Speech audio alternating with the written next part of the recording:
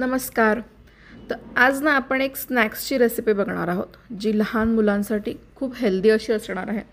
तुम्ही टिफिनमध्ये देऊ शकता किंवा संध्याकाळी म्हणा छोट्या मोठ्या भुकेसाठी जे मुलांना काहीतरी चटरपटर लागतं ना त्याच्यासाठी आज आपण ही मस्त अशी रेसिपी बनवणार आहोत. त्या आधी चॅनलवर नवीन असाल तर सबस्क्राईब नक्की करून द्या आणि व्हिडिओ पूर्ण बघून एक लाईक तेवढं करून द्याल.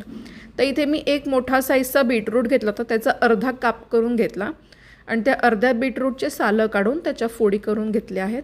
आता एक कुकरमध्ये ना आपल्याला ह्याला वाफवून घ्यायचं आहे.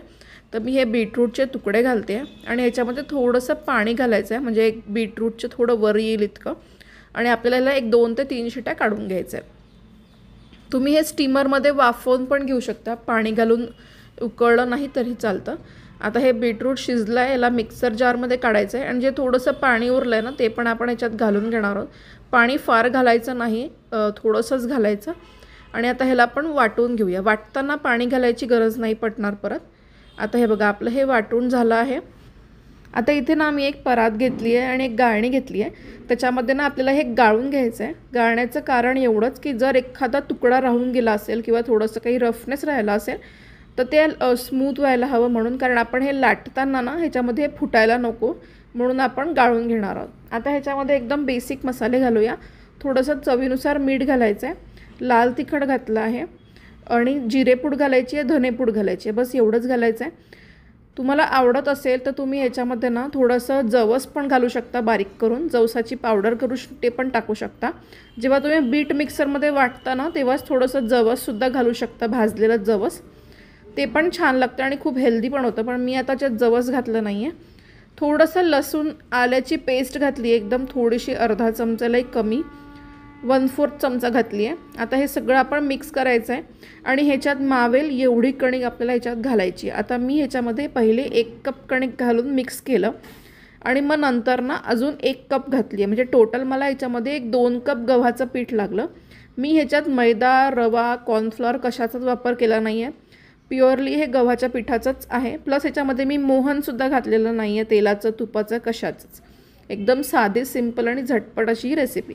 आता ह्याच्यामध्ये वरून पाणी घालायचं नाही. जेवढी त्या पीठची प्युरी होती तेवढ्या ह्याच्यात जेवढं पीठ मावेल तेवढं पीठ टाकून आपल्याला ह्याचा घट्टसा डो बनवून घ्यायचा आहे, जसं आपण पुऱ्यांना वगैरे करून घेतो. सैल नाही करायचं, नाही तर तेलकट होण्याची शक्यता असते.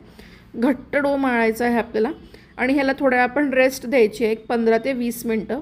त्याच्यानंतर थोडंसं तेल लावलं आहे मी आणि ह्याला परत एकदा मळून घ्यायचं आहे. आता ह्याचा छोटासा एक गोळा घेतला आहे मी आणि ह्याची जितकी पातळ होईल तेवढी पातळ आपल्याला पोळी लाटून घ्यायची आहे. जाड नाही ठेवायची आहे, जेवढी पातळ ठेवता येईल पातळ ठेवायची आहे. त्याने होईल असं की हे छान आपले कुरकुरीत होतील, नरम पडणार नाही, मऊ होणार नाही. आपण ह्याला स्टोअर केलं तरी पण हे मऊ होणार नाही. त्यामुळे जितकी पातळ तुम्हाला लाटता येईल तेवढी पातळ लाटायची. आता तुम्ही ह्याला कोणत्याही शेपमध्ये करू शकता. मी ह्याला ना शंकरपाळ्यांचा शेप दिलेला आहे. थोडेसे मी गोल पण केले होते मटरीसारखे आणि थोडेसे जे आहेत ना मी चीजलिंगसारखे एकदम छोटे छोटे छोटे छोटे कापूनसुद्धा केले होते. तर मी हे थोडेसे वेगवेगळ्या शेप्समध्ये केले. तुम्हाला हवं तुम्ही त्या शेपमध्ये ह्याला करू शकता, गोल पण करू शकता. तुम्ही ह्याला अवनमध्ये सुद्धा बेक करू शकता किंवा तुम्ही ह्याला तळू शकता किंवा तुम्ही ह्याला एअर फ्रायसुद्धा करू शकता. तुम्हाला जे सोयीचं पाहिजे तुम्ही ते करू शकता. आता इथे तेल कडकडीत गरम झालेलं आहे आपलं, ह्याच्यामध्ये टाकायचं. तळताना प्रिकॉशन अशी की फ्लेम आपली फुल नको आहे, मीडियम फ्लेमवरच ह्याला आपल्याला तळायचं आहे. जितका कमी फ्लेममध्ये तळता येईल. एकदम लो पण नाही करायची, एकदम मंद पण नाही करायची आहे. मंदपेक्षा थोडी वर ठेवायची, मीडियमपेक्षा किंचित कमी किंवा मीडियम फ्लेम ठेवली तरी चालेल. याला आपल्याला कमीत कमी फ्लेमवर तळून घ्यायचं आहे जेणेकरून हे कुरकुरीत होतील. आणि हे बघा आपले हे शंकरपाळे तळून झालेले आहेत. आता ह्याचा ना रंग असा खूप काळपट करायचा नाही किंवा ह्याला खूप वेळ तेलात तळायचं नाही, थोडंसं गुलाबीसर रंगामध्ये ह्याला काढून घ्यायचं. हे छान कुरकुरीत होतात. हे बघा झाले आपले. आता इथे एक बाऊल घ्यायचं आहे, ह्याच्यामध्ये थोडीशी आपण सीझनिंग करून घेऊया. तुम्हाला आवडते ती सीझनिंग तुम्ही करू शकता, जसं की तुम्ही पेरी पेरी मसाला घालू शकता, चीज पावडर मिळते ते घालू शकता, पिझ्झा सीझनिंग मिळते तुम्ही ती टाकू शकता. मी इथे साधी सिंपल केली आहे. चाट मसाला, थोडंसं जिरेपूड आणि थोडंसं तिखट घातलं, मिक्स केलं. हे बघा मी म्हटलं होतं तसं चिजलिंगच्या शेपमध्ये छोटे छोटे केले आणि आता ह्याच्यावर गरम असतानाच सीझनिंग टाकायची आपली आणि ह्याला मिक्स करून घ्यायचं जेणेकरून हे प्रत्येकाला चिपकेल आहे व्यवस्थित आणि खाताना त्याची चव पण छान लागेल आहे. आता हे आपलं झालेलं आहे. आपण आता सर्व करूया.